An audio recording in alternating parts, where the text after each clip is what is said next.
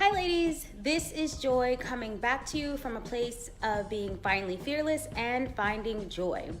So I'm here with today's tip topic video, and today I wanted to talk about something that has been coming up on my radar a lot this week, either through my client interactions, personal conversations, or just things that have been popping up on my screen that just are lighting up this idea that I probably need to talk about this. Today I wanted to talk about judgment. I don't mean the type of judgment where it's like we're judging for our safety and things like that, but I mean self-judgment as well as judgment of others. I do actually tap into a workshop on self-esteem, being balanced in terms of being authentic in your relationships.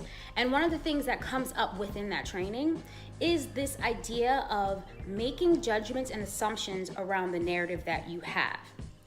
So a lot of times we walk around with our own story about who other people are, what we expect from the world, but really what we expect from ourselves, right? How we see ourselves, how we view ourselves. We don't just take information from other people and just, say, okay, that's who I am. Like, say someone compliments you, you don't always feel aligned with that compliment, so you may not be able to take the compliment. So this could be because you have a narrative about yourself that is not deserving, that's not worthy, that's not pretty, that's not smart. And there's also stuff that you get from other people that maybe is negative. But if you have a narrative of a very positive self, a lot of times you're able to bounce that right off and be like, what are they talking about? Obviously, they don't know me. Yesterday, I posted something about what introverts love, right? So if you don't know that I'm an introvert and I kind of am slow in texting you back, or I don't always show up at my events and things like that, and I appear to rather be in the house, maybe your judgment would say that I avoid people or I don't like you or whatever. And the truth of the matter is I just gain my energy from being on my own, doing more introspective activities and things like that. So that's a misjudgment right there, right? We do a lot of that and project it onto other people. So if your narrative about yourself is that you are not worthy of a certain type of love, a certain type of connection, we will project that onto our partners, our family members, our coworkers, everyone that we come into contact with. If my narrative is that I am not capable of like a very attentive love, right? I don't expect people to pay attention to me when I speak. I am going to project that onto other people.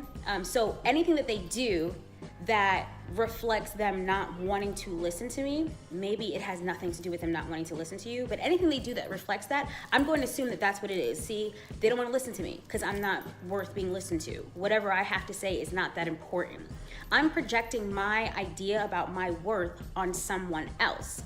If you're in a relationship and you oftentimes struggle with some insecurity or worry that if your boyfriend or husband or whomever goes out without you, that they may be doing something, I'm not saying that it doesn't have anything to do with their prior activities, but oftentimes what will happen is if I feel like I'm the type of person who is not worth someone being honorable to, right, or being loyal with, my assumption is always that, well, he can go out there and find something better.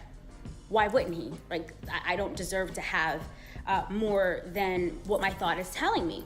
So that could also lead you to do things like text him all night, question him when he gets back home, be super suspicious, kind of create a bridge between the two of you.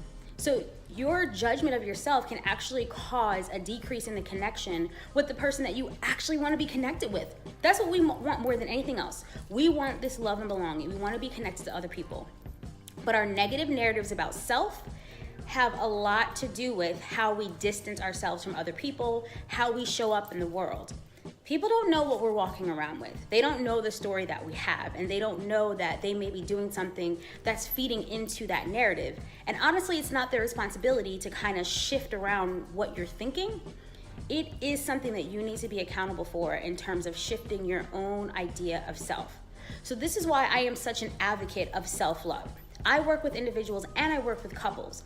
But let me tell you, when I work with an individual around their relationship, it is so powerful without the other person being in the room, because at the end of the day, it's all about how I actually feel about me what I think I deserve, what I believe I'm getting, right? All of our interactions are about what I perceive this to be, the meaning behind everything. And meaning is so much and comes from our personal narrative, our background, our culture, our experiences, things like that. We need to be more mindful, be in the now. Maybe you have a negative narrative about yourself because in the past people have treated you a certain way and have lied to you and told you that you didn't deserve enough. So you always have another opportunity every second, to change that narrative now, to change your view of self, to not own a narrative that is not serving you, to be connected, to be worthy, whole, and loved, which you are, because innately we all are. You are your own unique, beautiful being, and you cannot give yourself a permanent label of unworthiness. It doesn't serve you in any way. So I challenge you that if you right now are walking around with a negative narrative, whether it was from your past experience, whether it was something that someone else told you, I challenge you to create your own beautiful narrative that will serve you right now in this moment and going forward. A narrative that speaks to finding joy in your journey, not staying stuck in a place that is no good for you. All right, ladies, go out there, take on that challenge as soon as you can, hopefully as soon as this video is over. Create your beautiful positive narrative for who you are, and you will have deeper, greater, more intuitive and fulfilling connections.